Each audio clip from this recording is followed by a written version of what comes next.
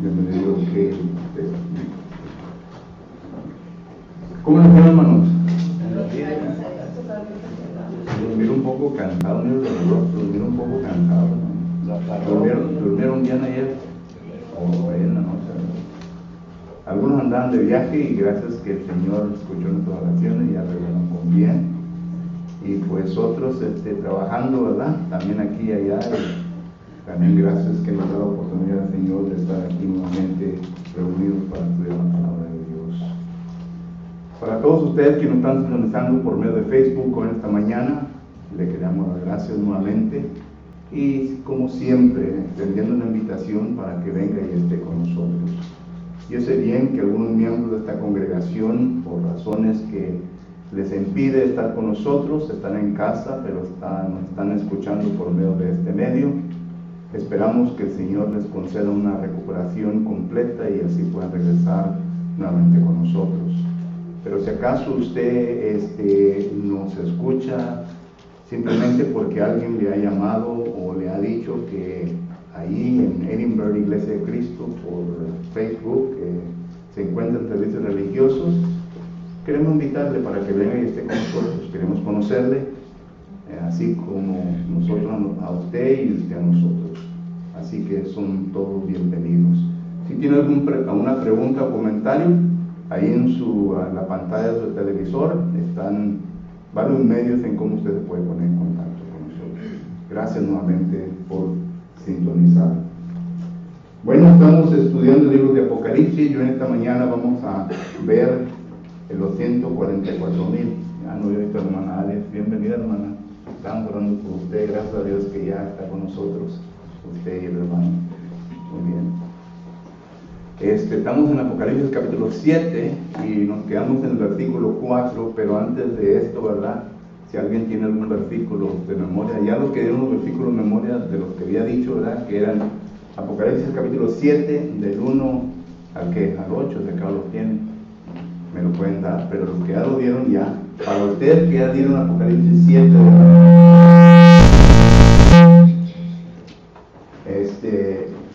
sería bueno que se memorizara Apocalipsis capítulo 14, del 1 al 4, porque son pasajes para ver. Hablan de los 144,000. Un tema interesante, ¿verdad? Que todos estamos en suspensa. 144,000. ¿No hay versículos de memoria? A ver. Yo voy a empezar del 1, ando un poquito atrás.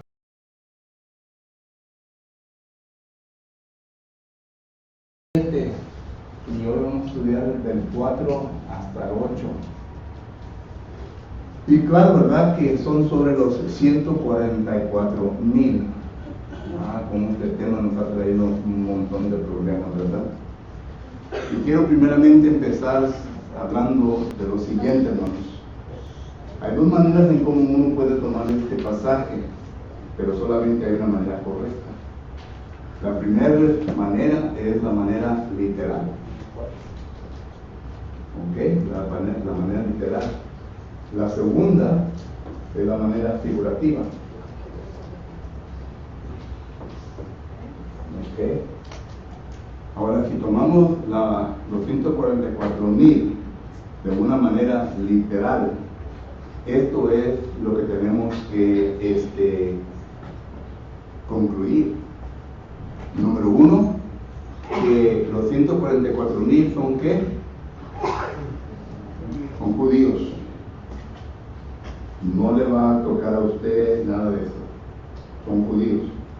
Porque está hablando de los últimos versículos, que son 12,000 de la tribu de Judá, de Rubén, de Gad, y así se va. Segundo, ¿son qué? Hombres. ¿Hombres qué? Vírgenes. ¿Que no es así? Apocalipsis capítulo 14 nos va a entender que son hombres vírgenes. ¿Ok? Por eso es importante Apocalipsis capítulo 14. Vamos a leer este pasaje porque no lo hemos leído, para que así entendamos, ¿verdad?, lo que estamos refiriendo. Apocalipsis capítulo 14, del 1 en adelante, dice: después miré, Y he aquí el Cordero estaba en pie sobre el monte de Sión, y con él 144,000 que tenían el nombre de él y de su padre escrito en la frente. Ese es el sello del cual habla ya capítulo 7. Y oí una voz del cielo como estruendo de muchas aguas y como sonido de un gran trueno. Y la voz que oí eran como de arpas o arpistas que tocaban sus arpas y cantaban el cántico nuevo delante del trono, delante de los 4 seres vivientes y de los ancianos, y nadie podía aprender el cántico, sino aquellos 144,000 fueron redimidos de entre la tierra. Estos son los que no se contaminaron con mujeres, pues son vírgenes. Estos son los que siguieron el Cordero por donde quiera que van. Estos fueron redimidos de entre los hombres como primicias para Dios y para el Cordero, y en sus bocas no fue hallado mentira, pues son sin mancha delante del trono de Dios. Por lo que para que entiendan, ¿verdad?, lo que estamos mirando. Son judíos entonces, son hombres únicamente, no se incluyen las mujeres. Tercero, ¿estaban en dónde? En la tierra. ¿Están en el cielo? Todavía no están en el cielo, pero estaban en la tierra. Los versículos de Apocalipsis capítulo 7 nos da a entender que estaban en la tierra, porque recuerden que se está contestando la pregunta con que termina el capítulo 6 de Apocalipsis. La pregunta con que termina el capítulo 6 de Apocalipsis es la siguiente, versículo 17. Porque el gran día de su ira ha llegado, y ¿quiénes podrán sostenerse en pie? Solo que esto es lo que se está contestando, esta pregunta: ¿quiénes son los que habrán de sostenerse en pie? Y son los 144,000, los sellados por Dios, que literalmente son judíos, que literalmente son hombres vírgenes, que no han tenido contacto con mujeres, literalmente que son los 144,000 en la tierra. Eso viene a excluir a todos los demás. Esto viene a excluir a nosotros. Esto viene a excluir a los que llegan en su casa sonando y se vienen a identificar como testigos de Jehová. Los excluye. No son parte de los 144,000. ¿Ok? Pero que entonces, ¿qué podemos deducir de todo esto? Número uno, ¿verdad? Ya estamos hablando de la parte número B. Estamos hablando de que la destrucción de la cual habla el capítulo 6, porque recuerden, terminamos con un juicio sobre Roma. Capítulo 6 habla de un juicio sobre Roma. Y estamos mirando en el capítulo 7, versículo 1, un juicio que ya global, que no es así. Ya se está viviendo el juicio sobre toda la tierra. Dice que tierra, mar y qué, árboles. ¿Dónde lo dice el versículo 1? Los 4 ángeles que están en pie están listos para ejecutar el mandamiento de Jehová Dios. Dice: después de esto vi a 4 ángeles en pie sobre los 4 ángulos de la tierra. Ya estuvimos estudiando esta porción de escritura. Se refiere al norte, al sur, al este, oeste, que detenían los 4 vientos. Los vientos es el castigo de Dios. Los 4 vientos de la tierra, para que no soplase sobre la tierra, ni sobre el mar, y sobre ningún árbol. Esto está hablando ya de una destrucción completa. ¿Okay? Solo que entonces, si es tan judío, si es hombre de la tierra, ¿verdad?, entonces tenemos que deducir que esta destrucción es solamente en la tierra de ¿qué? De Judá, ¿verdad que no es así? me preguntan, no sé quién, ya, se tiene que referir a la tierra de Judá, ¿que no es así? Sí, hermano, no tengan miedo a contestar. Se tiene que referir a la tierra de Judá. Número 2, se tiene que referir a la destrucción de ¿quién? De Jerusalén. ¿Que no es así? Mateo capítulo ¿qué? 24. Tiene que referir a eso. ¿En qué año fue? En el año 70. ¿Quién estaba gobernando aquí en el año 70? ¿Recuerdas? Vespasiano. Vespasiano era el imperio romano en ese entonces, porque él gobernó del 79 al 70. Recuerdan que Nerón reinó del 54 al 68. Del 68 al 69 hubo varios emperadores: Ortol, Vitelín y otros, ¿verdad? Hubo una revolución entre los romanos, pero luego miramos que viene la destrucción de Israel en el año 70. Tiene que referir a la tierra de Jerusalén únicamente. Y para poder escoger la gente de cada tribu, tenía que ser antes de la destrucción de Jerusalén. ¿Saben por qué? Porque hasta ese tiempo no se habían quemado los archivos de los judíos y sabían bien a qué tribu pertenecían. Estaba todo registrado en el templo, pero cuando el templo fue destruido, cuando se destruyó todo, ya nadie sabe de qué tribu viene, porque todo fue destruido.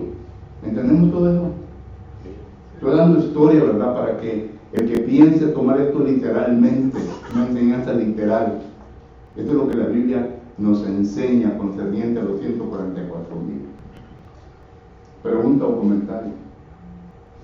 Porque los miro muy callados, hermano. Digo, he visto la iglesia católica, ¿verdad? Hay muchos miembros de ahí, ¿verdad?, que traen una cruz en la frente, ¿verdad? ¿Se representan a esta historia o es otra de ellos, ¿verdad? Porque he oído que varias personas ahí están marcados con Cristo, ¿verdad? Eso lo hacen en el tiempo de la cuaresma, 40 días.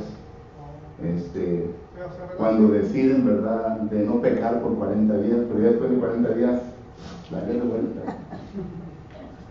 Eso empieza con el Mardi Gras allá en New Orleans. Eso es lo que se refiere al Mardi Gras. El Mardi Gras quiere decir el último día para pecar. En otras palabras, diciéndole a la gente, hazte largas. Y de los siguientes 40 días no tienes que, no vas a pecar, pero ya después de 40 días puedes hacer lo que quieras hacer, ¿verdad? Solo que eso empieza, ¿verdad? Muchos lo agarran como eso. Que le dicen, empieza el Ash Wednesday, que le dicen. ¿Mano?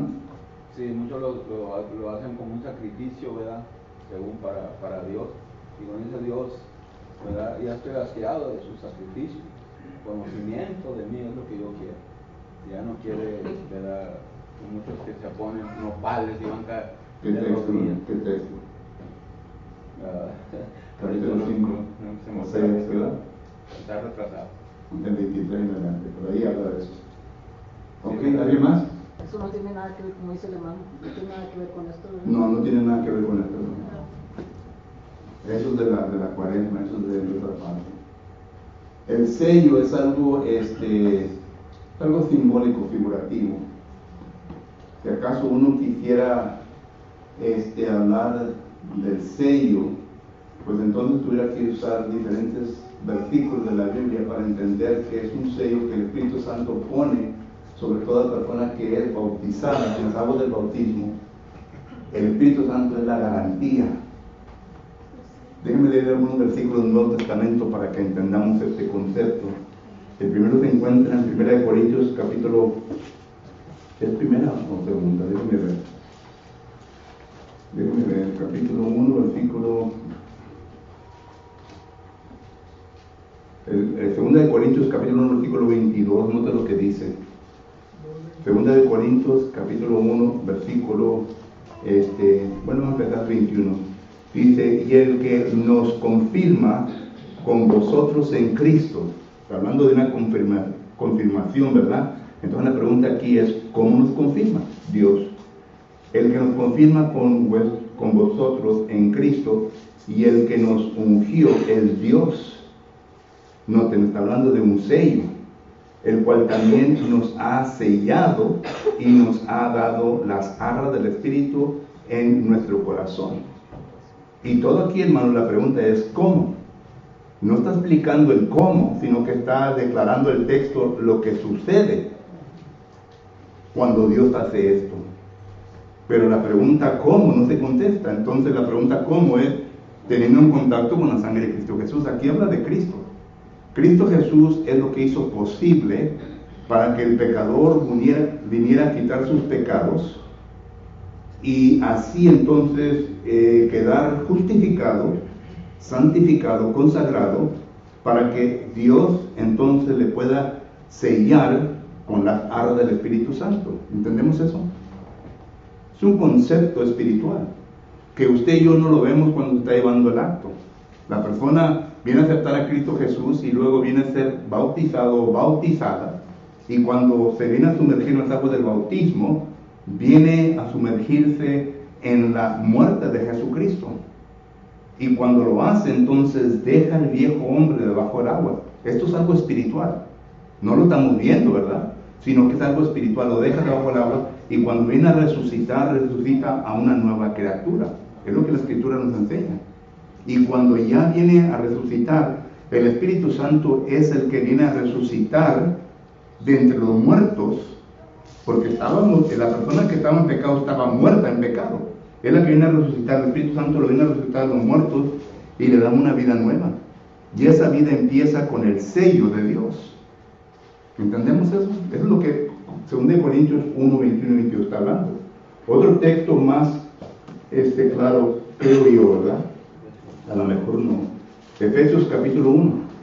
Efesios capítulo 1 y versículo 13 en adelante dice: en él también vosotros, habiendo oído la palabra, noten, aquí está el evangelio, se le predicó a la persona, y oyó el evangelio, la palabra de verdad, y lo vino a obedecer. Dice el evangelio de vuestra salvación. Y habiendo creído, ahí está la obediencia, habiendo creído en él, fuiste sellados con el Espíritu Santo de la promesa. Otra vez, no habla los detalles de todo esto, sino la conclusión. Y los detalles es el bautismo. He resucitado las aguas del bautismo y es cuando viene a ser sellado. Entonces, estas personas, cuando hablamos del sello, y claro que vamos a tener que entrar en lo figurativo, ahorita entramos en esto. Cuando hablamos del sello, Dios viene a sellarnos de esa manera. Solo que no vamos a ver ninguna cruz en la frente, no vamos a ver nada de esto, porque es figurativo, es espiritual y no es literal. Eso lo que el Espíritu nos da la garantía de que pertenecemos a Cristo, de que somos salvos, y que pertenecemos a Cristo, que pertenecemos a es Dios. como cuando uno compra una ropa o cualquier cosa, trae siempre la etiqueta de quién lo hizo, ¿verdad? Así nosotros con Cristo, el Espíritu Santo nos sella y nos garantiza que somos de Él. Así es. Y el texto que declara eso es de Efesios 2:10. Dice: vosotros sois hechura. ¿Qué es la palabra hechura? Un patente, ¿verdad? Que dice: esto me pertenece a mí. Vosotros sois hechura de Dios. ¿Por medio de quién? De Cristo. Cristo es lo que hace posible que nosotros debemos ser hechura. Y cuando ya entonces entramos en ese estado, el Espíritu Santo, ¿verdad?, nos sella. Y solamente Dios conoce los de Él. Dios sabe bien quiénes son los de Él. Así como Satanás conoce quiénes son los de Él. Es algo espiritual. Es algo que usted y yo no podemos ver, pero Dios y Satanás conocen quiénes son los de ellos. Algo interesante, ¿verdad? Solo que entonces, si lo vamos a tomar literalmente, los 144,000, tenemos que deducir, ¿verdad?, que la destrucción es solamente la tierra de Judá, porque ahí le pertenecía a los judíos. Que la destrucción es de Jerusalén únicamente, y esto ocurrió en el año 60. Y noten, si acaso llegamos con esta conclusión tenemos que decir, de que el libro de Apocalipsis no fue escrito en los 80s, porque estamos hablando de la era de Nerón o Vespasiano, y ya nos pone un poco atrás. Y en ninguna parte vamos a ver nosotros en el libro de Apocalipsis donde menciona el templo de los judíos. Eso quiere decir que ya había destruido y ya se había pasado. Se menciona únicamente a los cristianos. Entonces, eso es lo literal. Ahora, figurativamente, a no ser que alguien tenga pregunta o comentario de eso. Si no me di a entender, hermanos, háganme preguntas. Porque es la única manera en cómo vamos a aprender usted y yo. Figurativamente, tenemos que llegar a la conclusión que es figurativo. Y déjenme darles las razones en por qué. ¿Ok? Déjenme dar las razones. Número 1. Porque el número es 12 por 12 por 1000. Y esto, todo aquel que estudia la numerología va a entender que esto es un completo. Número completo. Perfecto. ¿Ok? Perfecto. Usted lo puede estudiar. Puede ir a Leonel y buscar numerología, ¿verdad? Y estudiar qué significa el 12, qué significa el 1000. Número completo, perfecto. ¿Ok? Solo que entonces, si es un número perfecto, completo, entonces la pregunta es, ¿qué es lo completo de Dios? ¿Qué es la perfección de Dios? Es la iglesia. ¿Que no es así? Es la iglesia. Y tiene que ser la iglesia de Cristo, porque es la que le pertenece a Cristo. Otra vez ya estudiamos sobre la iglesia de Cristo. Mateo capítulo 16, versículo 18. Edificaré mi, Jesucristo hablando, edificaré mi iglesia. Efesios 1, 21 en adelante, Jesucristo es la cabeza de su iglesia. Solo que entonces hay versículos en el Nuevo Testamento que nos enseña de esa condición, de esa perfección, como algo figurativo o como algo como sombra que apuntaba hacia a lo real. El Levítico capítulo 23. Y el Levítico capítulo 23, versículo 15 y 16, dice que iba a haber 49 días, ¿recuerdan? De sábado a sábado iba a haber 49 días. Y en el día, ¿qué? 50, que es el día de Pentecostés, había de venir, ¿qué? Lo perfecto de Dios. ¿Recuerdan ese texto? Lo perfecto de Dios. Solo que es algo que se está refiriendo al futuro. Entonces la pregunta es, ¿en qué parte se menciona el día de Pentecostés? En Hechos capítulo 2. ¿Y qué sucedió en el día de Pentecostés? Se empezó la iglesia. Y la iglesia entonces es la perfección, lo completo de Dios. ¿Entendemos eso? Por eso digo, es como un rompecabezas que tenemos que poner los pedacitos bíblicos para que tenga sentido todo. Y cuando lo ponemos el rompecabezas por completo, no hay ninguna confusión, ninguna contradicción. Es decir, lo que se dijo 3000 años atrás no viene a contradecir lo que se dice en el Nuevo Testamento. Todo viene en armonía. ¿Entendemos eso? Pero que entonces es la perfección, lo completo. Razón número 2. Razón número 2. Las tribus. Las tribus. Es interesante, ¿verdad? Que ¿quién fue el hijo mayor de Israel, de Jacob? Fue Rubén. Pero noten en dónde está localizado Rubén. Empieza primeramente con la tribu de ¿quién? De Judá. Y esto ya se había profetizado en que de Deuteronomio capítulo 49, versículos 9 y 10, que de ahí iba a venir ¿quién? El que iba a tener el mandato, ¿verdad? El que iba a tener, el que iba a hacer la ley y todo, etcétera, etcétera. ¿Se está refiriendo a quién? a Jesucristo. Miqueas capítulo 5, versículo 1 en adelante habla de que de la tribu de Judá iba a venir que Jesucristo, el león de Judá. ¿Ok? Entonces miramos nosotros, ¿verdad? Que no se pone a Rubén, primero se pone a la tribu de Judá, ¿verdad? Y claro que estos pasajes del Nuevo Testamento vienen a concordar con lo que se establece aquí. Por ejemplo, Hebreos capítulo 7 versículo 12, note lo que dice. Hebreos capítulo 7 versículo 12, dice la palabra de Dios lo siguiente.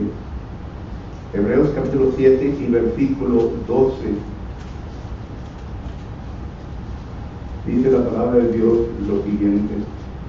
Dice, porque cambiado el sacerdocio, necesario es que haya cambio de ley. Aquel de quien se dice esto es de otra tribu, de la cual nadie sirvió al altar. Porque manifiesto es que nuestro Señor vino de la tribu de Judá, y de la cual nada habló Moisés tocante al sacerdocio. Y esto es aún más manifiesto, si a semejante de Melquisedec se levantará un sacerdocio distinto. ¿De quién está hablando? De Jesucristo. Pero no está hablando de que de la tribu de Judá, ¿verdad? Está hablando de Jesucristo. Entonces cuando Jesucristo viene a ser el sumo sacerdote, y esto no es algo que se vino a decidir inmediatamente. Salmo 110, mi Señor le dijo a su Señor, ¿verdad qué? Salmo 110, ¿recuerdan Salmo 110?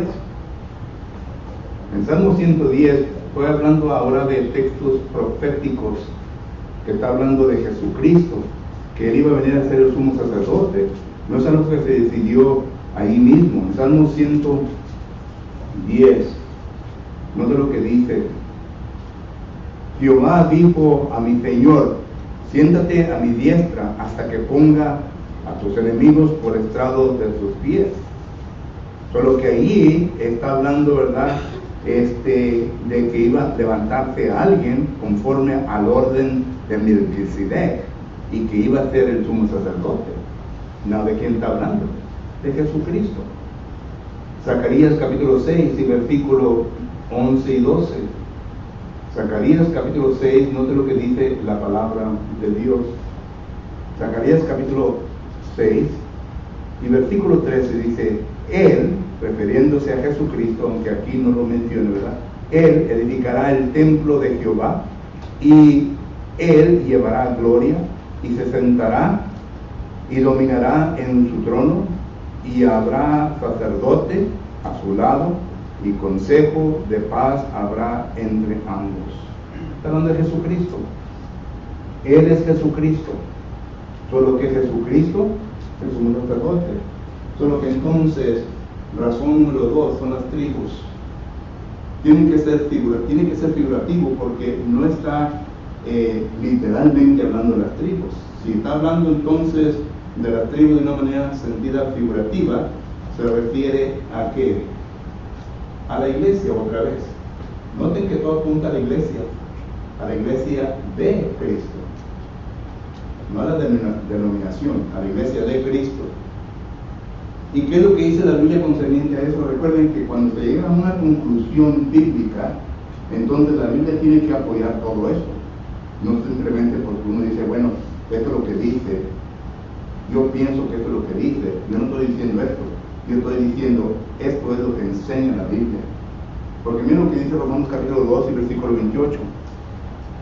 Romanos capítulo 2 y versículo 28 dice la palabra del Señor lo siguiente. Romanos capítulo 2 y versículo 28. Oiga, ese reloj, no sé, ya se me pasó el tiempo o qué, porque yo no puedo dar, yo no sé qué. Romanos capítulo 2 y versículo 28. Y con esto de que estoy hablando con los ojos no miro muy bien lo que Romanos capítulo 2, versículo 28 dice lo siguiente: pues no es judío el que lo es exteriormente. Noten, Y aquí está estableciendo quién es el verdadero judío en los ojos de Dios. Porque no es judío el que lo es exteriormente, ni es la circuncisión la que se hace exterior en la carne, sino que es judío el que lo es en lo interior, y la circuncisión es del corazón en espíritu, no en la letra, la alabanza de la cual no viene de los hombres sino de Dios. Consideren quién es el verdadero judío. El verdadero judío es el que hay un cambio interior. ¿Y quién es el que viene a cambiar interiormente? El pecador. El pecado lo tiene en esclavitud. Hebreos 2:14. El pecado tiene al ser humano en esclavitud. Romanos capítulo 6, versículo 16. Y ese pecado viene a ser quitado por medio de la sangre de Cristo Jesús en el bautismo. Y cuando se viene a ser quitado, entonces ya se convierte en un judío espiritual. ¿Entendemos eso? Pero luego sigue diciendo el versículo, ¿verdad?, que hay una circuncisión. Ya conocemos qué es la circuncisión. Génesis capítulo 17, el judío estaba obligado a ser circuncidado, pero era una circuncisión, ¿verdad?, del cuerpo. Aquí está hablando de una circuncisión espiritual. Y la circuncisión espiritual se hace ¿dónde? En el bautismo. No le creo. Qué bueno que no me cree, porque le voy a enseñar para qué creo. Colosenses capítulo 2. Colosenses capítulo 2 y versículo, dice la palabra del Señor lo siguiente. Colosenses capítulo 2 y versículo 11. Bueno, empieza, sí, el 11. En él también fuiste circuncidados con circuncisión no hecha a la mano, al echar de vosotros el cuerpo pecaminoso carnal en la circuncisión de Cristo. Ya leí. Sepultados con él en el bautismo, dice, en el cual fuiste también resucitados con él mediante la fe en el poder de Dios que se levantó de los muertos. Y a vosotros, estando muertos en pecado y en la incircuncisión de vuestra carne, os dio vida juntamente con él, perdonando todos los pecados. Punto. Ahí está su contestación. Entonces, ¿quién es el verdadero judío? Es la iglesia. Romanos 2:28 ya leímos, Gálatas 3:28, otros textos que nos enseñan que es la iglesia. ¿Qué es lo perfecto? La iglesia. ¿Quiénes son los 144,000? La iglesia. Es figurativo. Son sellados por parte de Dios. Y otra cosa, muchos dicen, bueno, estos los 144,000, sí, son los judíos. Pero luego el versículo 9 se está refiriendo a los gentiles, que ya somos nosotros. Esa es mentira. Ahí el texto no lo dice. Los 144,000 en el versículo 1 estaban ¿en dónde? En la tierra. Los 144,000 en el versículo 9, ¿dónde estaban? Delante del trono. Ya estaban en el cielo. Recuerden que ya había pasado el juicio. Eso es lo que está contestando. ¿Quién se va a mantener en pie sobre este juicio? Los sellados, porque Dios estaba con ellos. Y estos ya están, ¿dónde? Están delante del trono. Lean el versículo 9. Es del mismo grupo. Es la iglesia. Pero aquí está en la tierra, acá están en el cielo. En Apocalipsis capítulo 14, ¿dónde están? En el cielo, cantando un cántico nuevo. Y creo que el tiempo se me acabó, hermano, porque eso no está bien, pero yo no sé. Pregunta o comentario.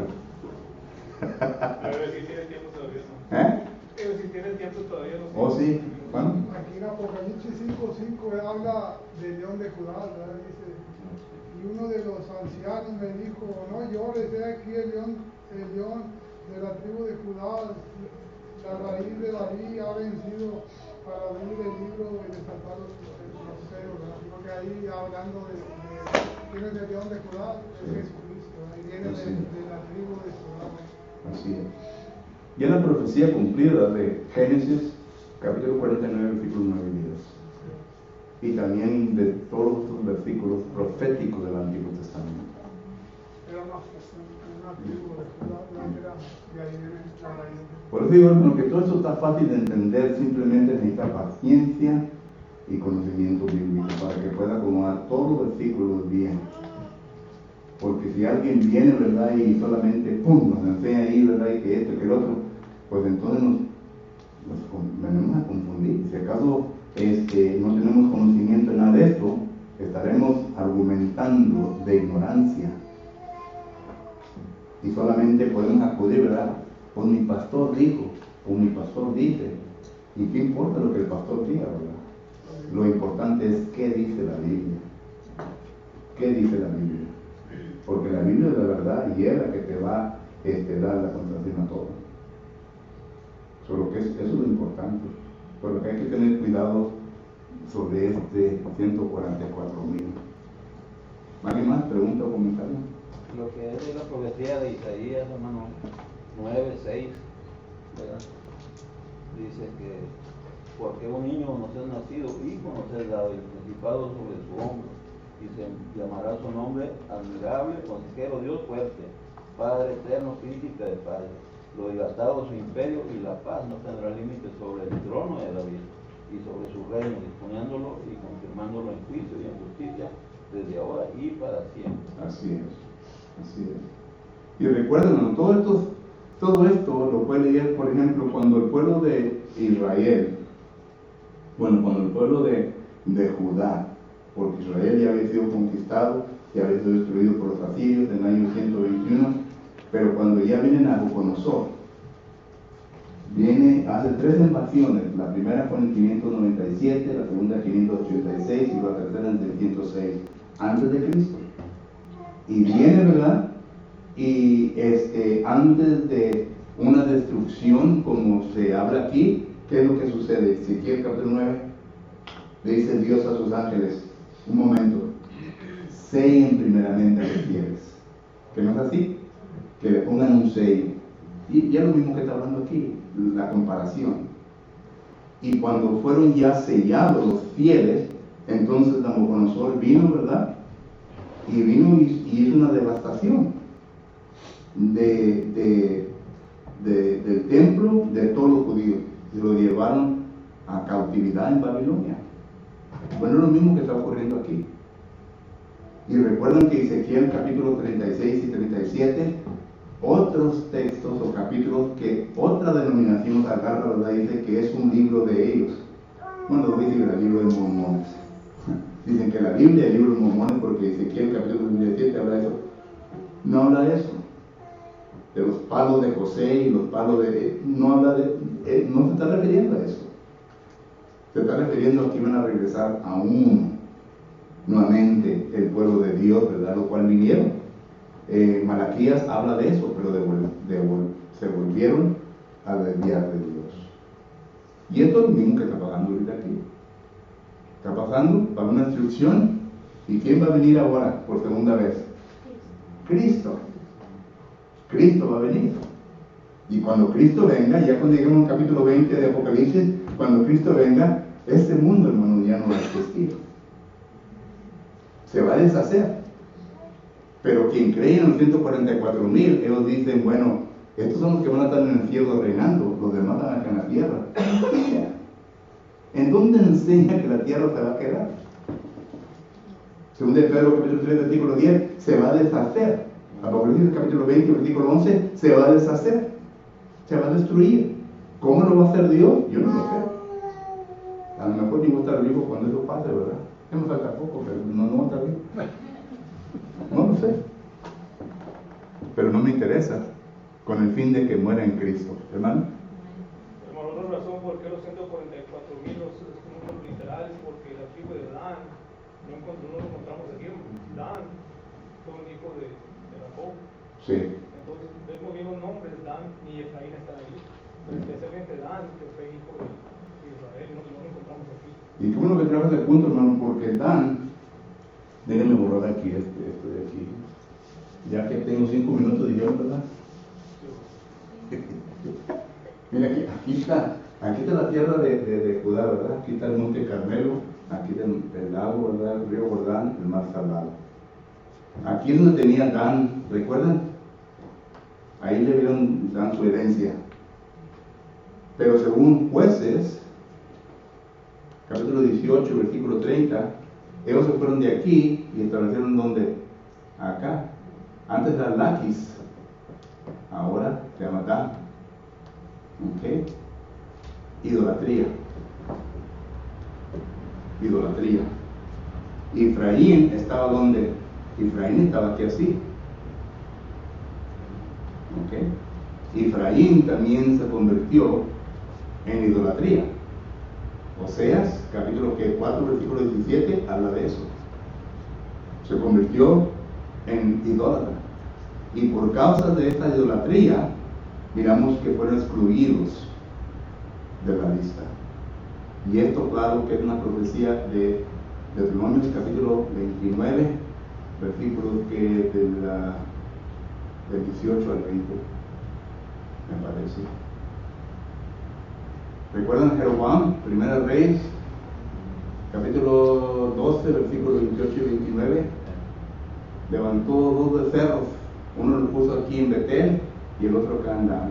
Y le dice a Jeroboam, estos son sus dioses, ya no tienen que ir a Jerusalén a adorar, adoren a estos. Solo que por causa de todo esto, y le enseñé esto, ¿verdad?, para que entiendan la historia, por causa de todo esto fueron excluidos. Y Deuteronomio capítulo 29 habla precisamente de eso. Solo que por eso no están incluidos Dan y Efraín. Está la tribu de Leví y la tribu de José. La tribu de Leví no se le dio herencia. A la tribu de Leví se le dieron 6 ciudades de refugio. 3 en el lado acá del río Jordán y 3 aquí. Y a José no se le dio tierra, sino que fue, ¿verdad?, a los hijos de José. ¿Pero qué vamos a esperar de pregunta? ¿Pregunta o comentario? Y por eso no puede ser literal, sino que tiene que ser figurativo, porque no están incluidas todas las tribus que se hablan de Dios. Hermano. No, lo felicito porque está una persona enfrente que explique bien toda la Biblia, todos los versículos, ¿verdad?, el pueblo de Dios, ¿no? Y no nos desviamos, ¿verdad? Si hay alguien predicando enfrente, falsedad y todo, toda la congregación se va a ir a Dios es falso, ¿verdad? Pues gracias a Dios, hermano. Gracias. Predicar la verdad, ¿verdad? Y es importante para nosotros los seres humanos, ¿verdad?, para irnos por el camino correcto es Cristo, ¿verdad? Pues gracias a Dios. Aquí terminamos, vamos a empezar el versículo 9 en adelante la próxima semana. Gracias por su atención y por sus preguntas y comentarios. Y si acaso todavía tiene alguna duda o pregunta y se va para la casa y le sigue estudiando y sale con más preguntas, tráigaselas, hermanos. Tráigaselas. Yo no tengo menos preguntas. Gracias.